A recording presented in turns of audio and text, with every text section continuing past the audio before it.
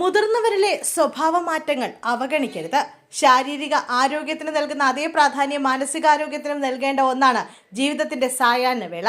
വാർദ്ധക്യ സഹജമായ ശാരീരിക അവശതകൾ, ഏകാന്തത, പ്രിയപ്പെട്ടവരുടെ വേർപാട്, സാമ്പത്തിക പരാധീനതകൾ എന്നിവ മുതിർന്നവരിൽ കടുത്ത മാനസിക സമ്മർദ്ദത്തിന് കാരണമാകാറുണ്ട്.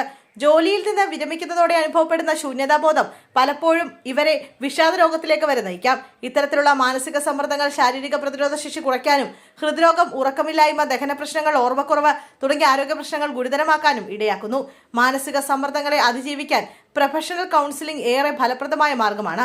സ്വന്തം സങ്കടങ്ങളും ആശങ്കകളും മക്കളോടോ ബന്ധുക്കളോടോ പങ്കുവയ്ക്കാൻ മടിക്കുന്നവർക്ക് ഒരു കൗൺസിലറോട് മനസ്സ് തുറക്കുന്നത് വലിയ ആശ്വാസം നൽകും. ഇത് ദീർഘകാല രോഗാവസ്ഥകളെ അംഗീകരിക്കാനും ചികിത്സയോട് സഹകരിക്കാനും അവരെ പ്രാപ്തരാക്കുന്നു. ഇത്തരം സംഭാഷണങ്ങൾ മുതിർന്നവരുടെ ചിന്താശേഷിയെ ഉത്തേജിപ്പിക്കുന്നത് വഴി ഡെമൻഷ്യ, അൾഷിമേഴ്സ് തുടങ്ങിയ രോഗങ്ങളുടെ തീവ്രത കുറയ്ക്കാനും സഹായിക്കുമെന്ന് പഠനങ്ങൾ വ്യക്തമാക്കുന്നു.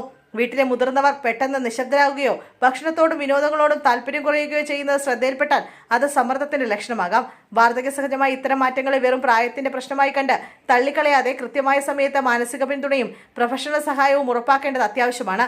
സ്നേഹപൂർവ്വമായ ഇടപെടലുകളിലൂടെ അവരുടെ ജീവിതം കൂടുതൽ സന്തോഷകരമാക്കാൻ കുടുംബാംഗങ്ങൾക്ക് സാധിക്കും.